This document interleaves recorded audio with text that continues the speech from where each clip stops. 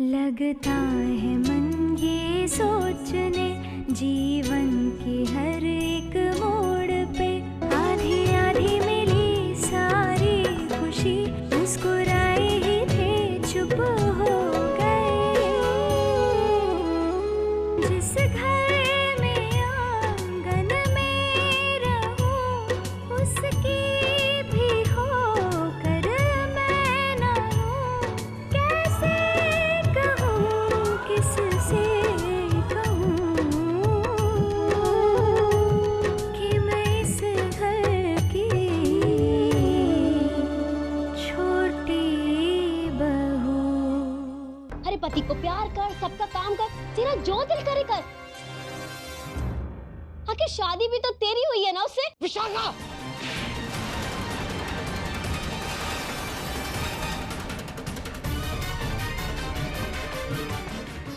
लेकिन मैं सोच रही थी अगर कुछ दिन राधिका बिटिया हमारे पास रुक जाती।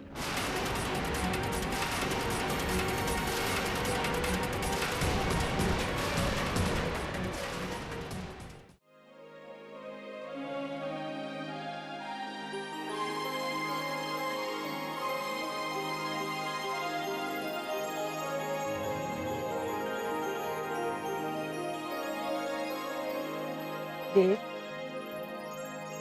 जी दादी माँ।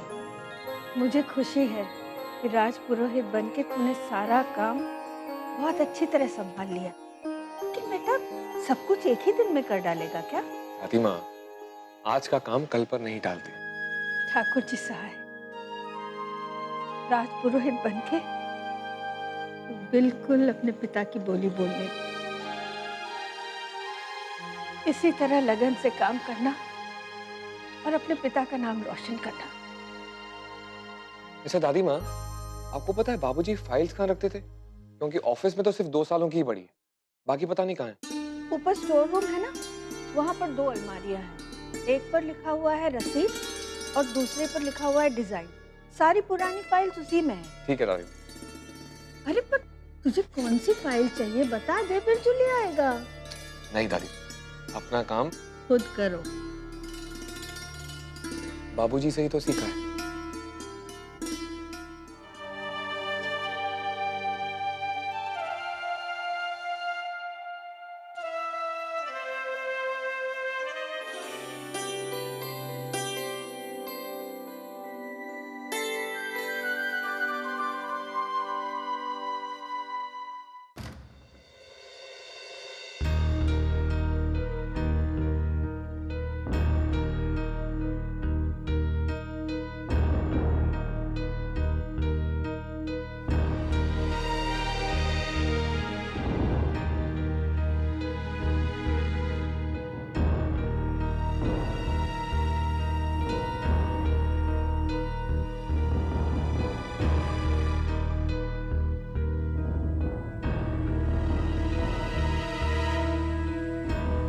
कौन है वहाँ?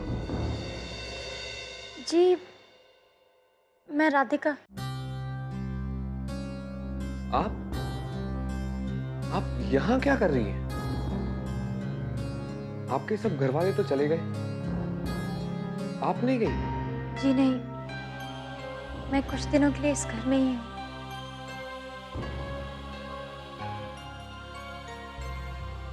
इतनी अजीब बात है ना। एक और आपने मुझसे विनती करी है कि मैं आपकी शक्ल ना देखूं, और दूसरी ओर मेरे घर वालों ने ही आपको इस घर में रोका है। मैं चाहकर भी मना नहीं कर पाई। अगर दादी माँ ने आपको रोका है तो उस फैसले पर मैं सवाल कैसे कर सकता हूँ? बस मैं तो ये सोच रहा था कि एक ही घर में रहते हुए पता नहीं कितनी बार सामना होगा। तो मुझे यहाँ नहीं रहना चाहिए ना? नहीं, मैंने ऐसा कब कहा? ये मेरा इम्तिहान होगा। शायद भगवान भी ये देखना चाहते कि मैं अपने वादे निभा पाता हूं या नहीं, अपने मन पर काबू कर पाता हूं या नहीं। मैं आपके सामने नहीं आऊंगी। एक ही घर में रहने वाले हैं और एक दूसरे की शक्ल ना देखना आसान नहीं होगा। मुश्किल भी नहीं होगा। पर आप यहाँ क्यों ठहरी हैं? ये तो स्टोर रूम है। हमारे घर में और भी कमरे हैं।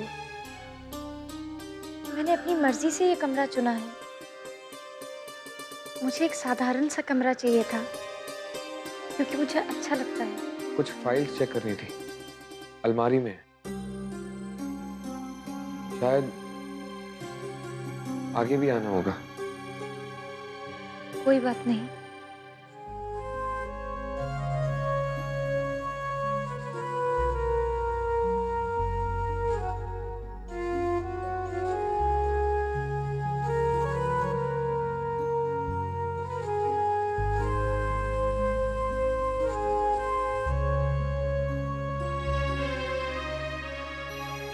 सुनिए, बुरा मत माने तो मैं आपसे एक बात कहूं। कहिए। उस लड़की को भूलने के लिए मुझे ना देखना आपका पहला कदम था और अब आपका दूसरा कदम होगा आपके और विशाखा के रिश्ते को सुधारने का। मैं पूरी कोशिश करूंगा।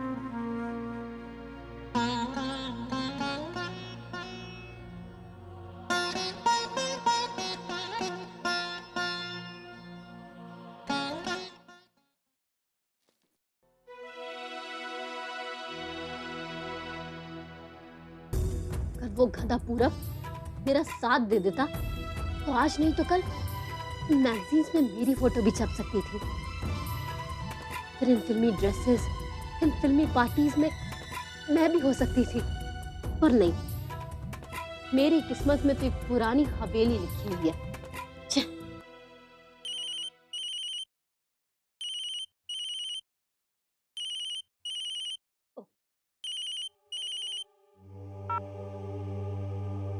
तुम्हारी वजह से फंसी हुई हूँ यहाँ पर। भोग, आरती, इन सबके चक्कर में पड़कर ही रह गई हूँ यहाँ।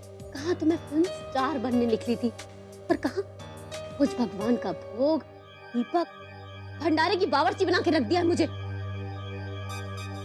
छोटी बहू, आ जाओ। राजभोग बनाने का समय हो गया। छोटी बहू,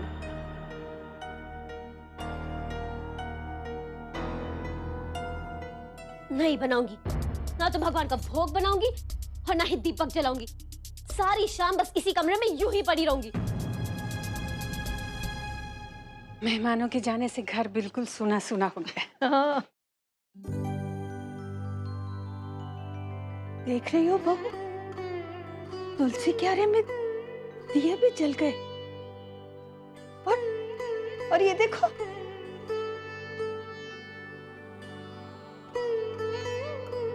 ठाकुर जी को भोग भी लग गया और शाम की पूजा भी हो गई।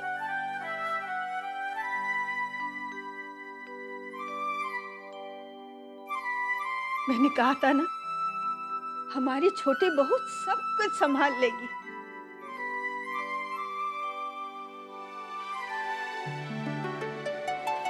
रसोई से कितनी अच्छी खुशबू आ रही है। माँ जी, इसका मतलब ये हुआ कि रात का खाना बनना भी शुरू हो गया है। चलो देखते हैं। चलिए।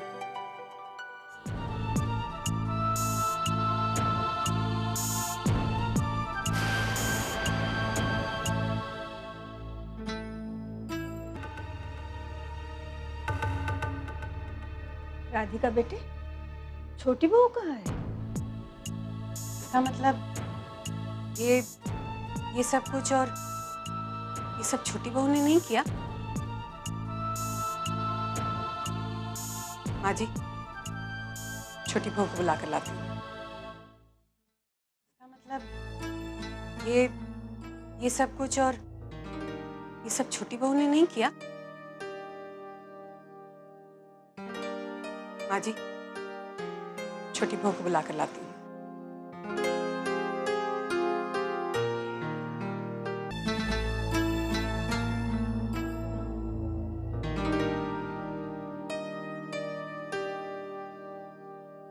कहाँ थी तुम छोटी बहू? माँ, सारा काम खत्म करने के बाद सबके आने से पहले मैंने सोचा कि मैं फ्रेश हो जाऊं। राधिका, तुमने खाना परोसने के बर्तनों में लगा दिया ना? ठीक है। देखा, मैंने सही किया ना राधिका को रोककर। बहन के साथ रहकर छोटी बहू में आत्मविश्वास आ गया है। कैसे एक पल में सब कुछ संभाल लिया। बिल्कुल माँ जी। और मुझे तो खुशी इस बात की है कि छोटी बहू को अपनी जिम्मेदारियों का एहसास होने लगा है। चलो बेटा, खाना जल्दी से लगा दो। जी अच्छा। चल। मैं भी फ्रेश होके आती हूँ।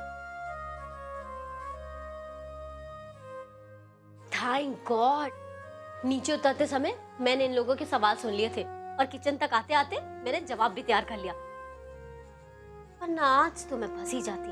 विशाखा, तू कम से कम मेरे साथ रहकर खाना बनाने की कोशिश तो कर। ठीक है ठीक है।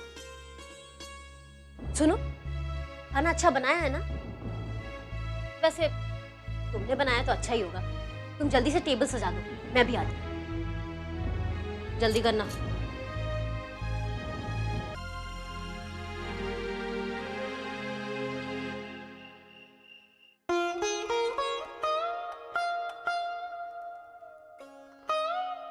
विशाखा, बेटा तुम कहाँ जा रही हो? हम सब साथ में बैठ के खाना खाएंगे। जी दादी माँ, मैं भोजन रसोई में ही करती हूँ। ये सही कह रही दादी माँ। अगर आपने इसको यहाँ बैठा दिया ना, फिर कुछ भी नहीं खा पाएगी। अरे इसकी तो आदत है, सबको खिलाने के बाद रसोई में जाकर खुद खाती है। साक्षात अन्नपूर्णा के गुण है तुम में। ठीक है बेटा, जैसा तुम्हें ठीक लगे।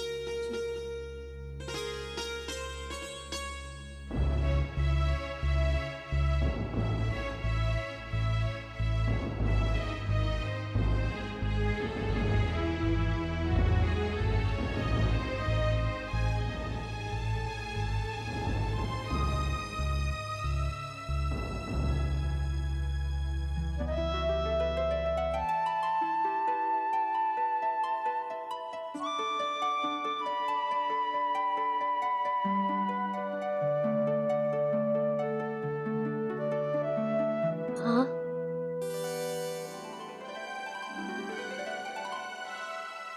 इशारों इशारों में छोटी बहू को कुछ भी समझाने का कोई फायदा नहीं।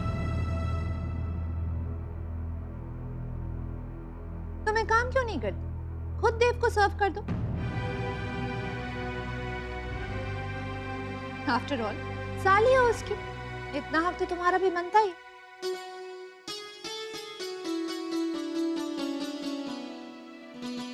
लो सर्व करो।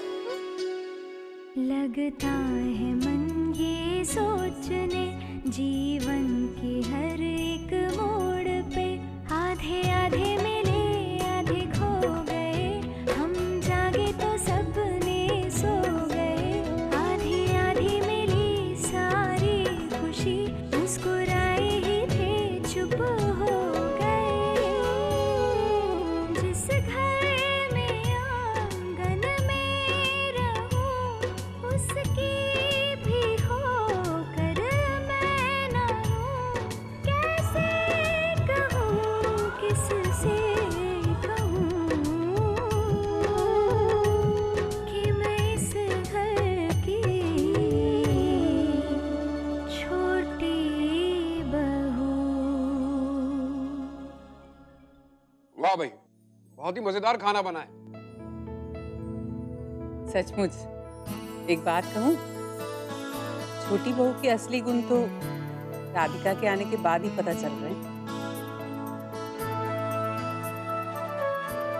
अच्छा छोटी बहू, अगर तुम पहले बता देती कि तुम्हारे बहन के बिना तुम इतनी घबरा गई हो, तो हम राधिका को पहले ही बुलवा लेते। हमारी जीजी का भी बड़ा बुरा हाल हुआ था ससुराल जाकर। घर में तो हम दाल बनाते थे और वो छौंका लगाती थी। फिर जब अपने ससुराल गई ना, तो फिर 4 दिन तक बिना दाल के सिर्फ छौंका ही खिलाती रही। हंसने की बात नहीं है, हम सच कह रहे हैं। आज छोटी बहू को सारी जिम्मेदारियां संभालते देख मेरे मन में भी एक इच्छा जागी है। तो अब वो भी बता ही दीजिए माँ जी। जल्द से जल्द अपने परपोते का मुंह देखना चाहती हूँ।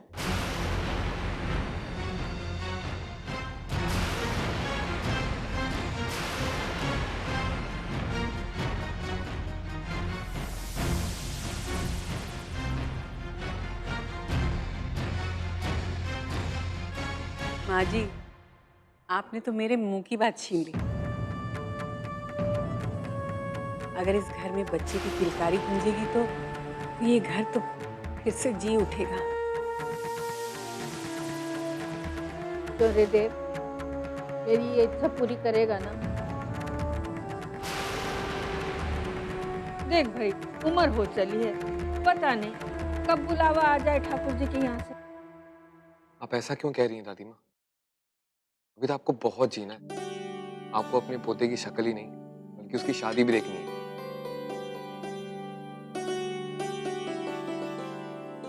आप और मैं मिलकर उसकी बारात में नाचने भी वाले हैं।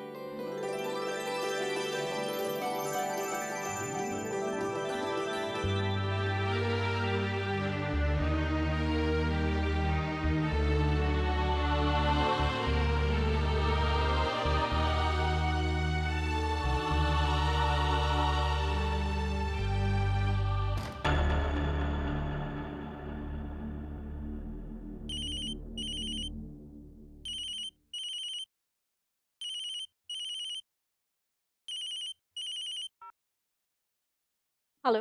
हाय क्यूटीज, क्या कर रही हो? तुम्हारी हिम्मत कैसे हुई मुझे फोन करने की? तुम्हें शर्म हया बिल्कुल नहीं है? हाँ, किस तरह छोड़ के गए थे तुम मुझे? मैं तुम्हें छोड़कर कहीं नहीं गया था क्यूटीज। हाँ हाँ, तुम कहाँ गए थे? तुम तो भाग गए थे ना, वो भी दुम दबाकर। क्यूटीज, उस वक्त मेरे पास कोई दूसरा ऑप्शन नहीं था। अगर मैं थोड़ी देर भी वहां रुकता ना तो तुम्हारे फादर्स मुझे जेल में डलवा देते। खैर, जो हुआ सो हुआ। अब ये बताओ कि मैं कहां से फोन कर रहा हूँ? कहां से? मुंबई। क्या क्या कह रहे हो? और मैंने तो सारी प्लानिंग्स भी कर ली है।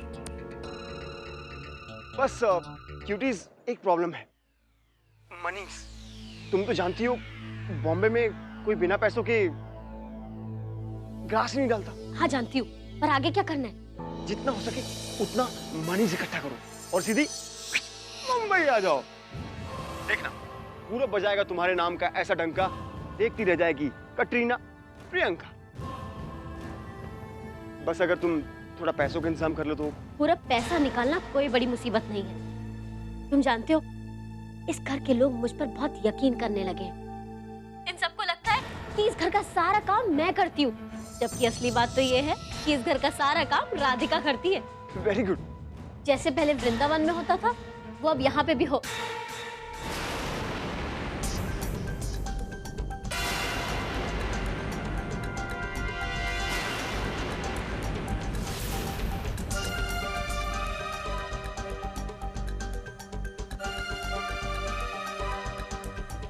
अच्छा ठीक है, मैं तुमसे बाद में बात करती हूँ। बाय।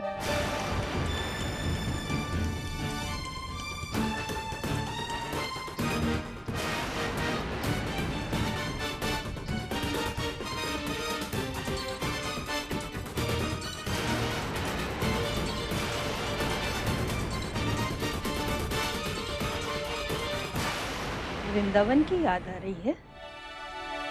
जी।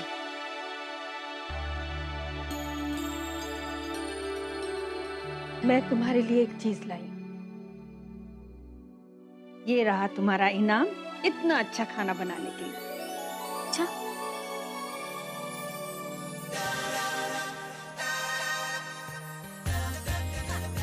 ये तो बहुत खूबसूरत है दादी माँ। Thank you.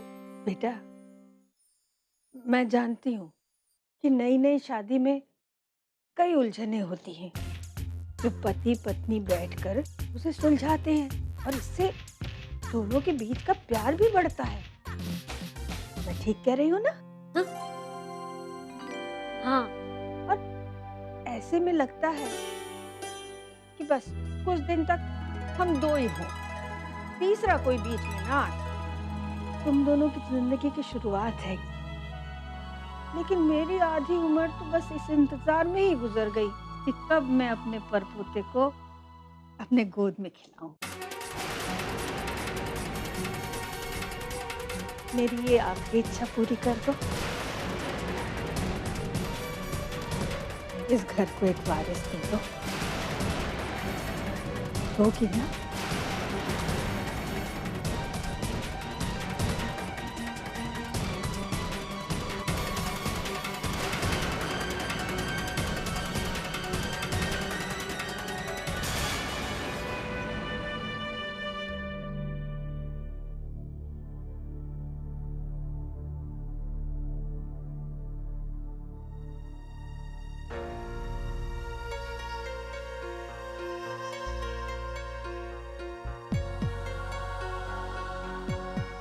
यहाँ क्यों बैठे हैं?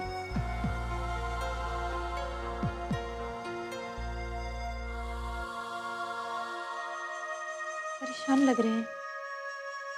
क्या आप नहीं जानती कि मैं क्यों परेशान हूं?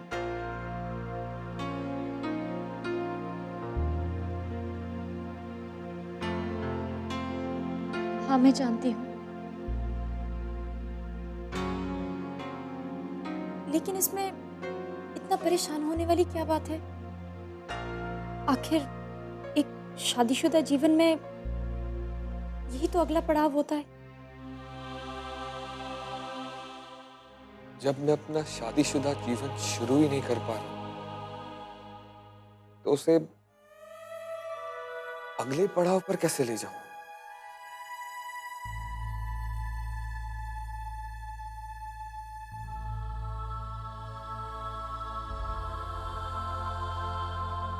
तो आपको किसने रोका है अपनी शादीशुदा जिंदगी को शुरू करने के लिए?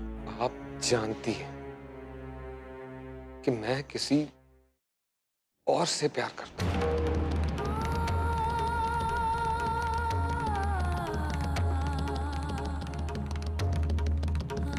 करते थे।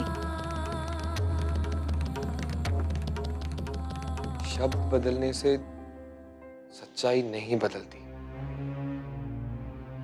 मैं मानता हूं कि आपने मुझसे कहा था कि मैं सब कुछ भुलाकर एक नई जिंदगी शुरू करूं, पर अपने प्यार को बुलाना कोई खेल नहीं।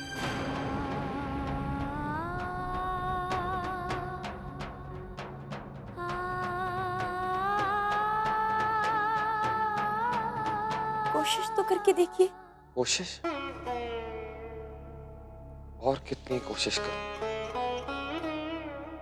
शायद आपके लिए आसान हो कि आपको अपना प्यार मिल चुका है। आप कान्हा से प्यार करती और कान्हा की पत्नी बने रहने का अधिकार आपको मिल चुका है। लेकिन मुझे तो ना अपना प्यार मिला है और ना ही उसका सहारा। अगर आपका प्यार आपकी किस्मत में होता तो शायद आपको वो जरूर मिल जाता। आज तो सिर्फ यही सच है कि विशाखा आपकी पत्नी है और आपकी उससे शादी हो चुकी है। ये शादी मेरी है, तो फिर इससे हमारे परिवार वालों को इतनी उम्मीदें क्यों हैं? शादी एक ऐसा पवित्र बंधन है जिससे सिर्फ दो दिल नहीं, दो परिवार जुड़ते हैं। और आप ये शादी करके एक परिवार से जुड़ चुके हैं। शादी एक ऐसा पवित्र बंधन है, इसमें दो दिल ही नहीं जुड़ते हैं, बल्कि दो परिवार भी जुड़ते हैं। आप भी ये शादी कर एक परिवार से जुड़े हैं। क्या कहा आपने?